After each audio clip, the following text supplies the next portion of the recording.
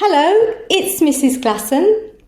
Such wonderful words, don't you think? Certainly enough to warm the cockles of an English teacher's heart. How did I do it?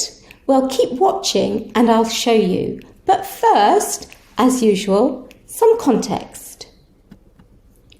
The child in question is a Year 3 student who is about to enrol on my foundation course, which, as you know, I consider to be the essential precursor to everybody's live 11 plus tuition.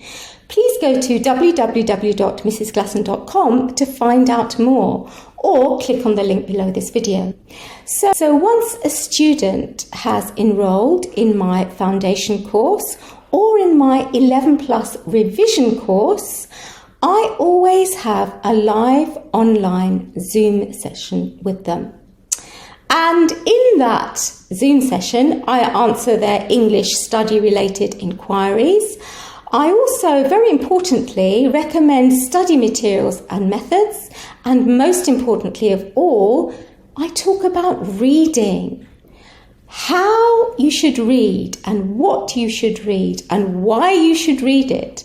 Because that is really the secret to becoming an excellent English student. And so, coming back to this quotation then, I received this after the meeting from the parent of the boy who had just enrolled in my foundation course. Of course, I met the son and I met the parent as well. And so the text reads, "It was great to meet you. Thanks for making my son realise that reading Diary of a Wimpy Kid is not enough. We have ordered all the books you recommended and will begin reading them shortly." So how did I do it? Well, I was talking to the child about his reading and I was explaining that reading children's literature is fantastic, but by reading children's literature by its very nature, you will not learn the kind of vocabulary and the kind of skills required to be an excellent English student for the 11 plus or indeed throughout the curriculum or in life. So the child was very fixated on my language, actually, and my vocabulary. So the child had finished 3 lessons of the 11 plus foundation course and had been all over the place, impressing his teachers and getting lots of praise from them. The parents also had said to me that they'd been learning words, and this is usual because, as you know, from year 4 to year 13 and beyond, I'm renowned for my teaching of vocabulary. And the child wasn't so receptive initially to the reading material that I was talking about. He just wanted to know, how did you learn that vocabulary? But how did you learn that amazing vocabulary? So I did what I'm about to do now. I said to him, okay, pay attention and watch, and I will show you. And then this is what I did.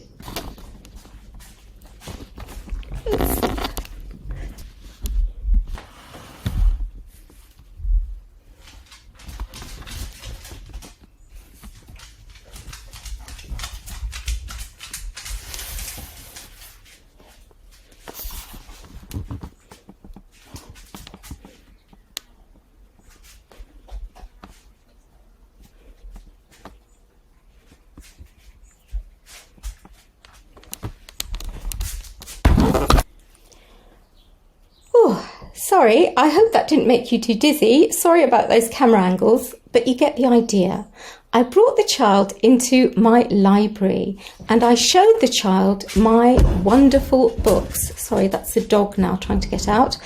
And I explained that I learnt my vocabulary from them. And thereafter, it was remarkably easy to talk to the child about reading. And the child was particularly receptive to my reading recommendations and methods as well, because that's really important.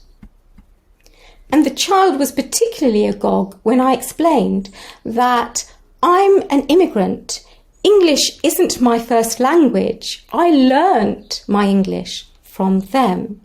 And subsequently, they made me an excellent English student, and they even gave me a career that I love.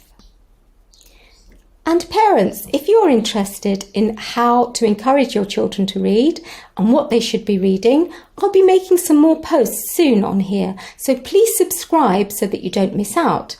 And also go to www.mrsglasson.com.